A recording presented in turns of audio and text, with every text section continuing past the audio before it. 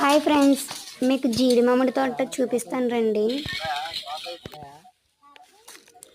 చూడండి, ఇదంతా జీడి మామిడి తోట. ముగ్గిన జీడి మామిడి పళ్ళన్నీ ఇలా రాలుపుతారు. రాలిన జీడి మామిడి పళ్ళన్నీ ఏరి ఇలా సపరేట్ చేస్తారు.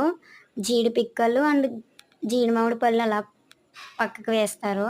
ఇంతకుముందు ఈ పళ్ళు తినేవారు, ఇప్పుడు అమ్మినా ఎవరు కొనట్లేదు, అందుకు వేస్ట్గా పడేస్తున్నారు. ఈ పళ్ళు సమ్మర్ సీజన్లోనే వస్తాయి.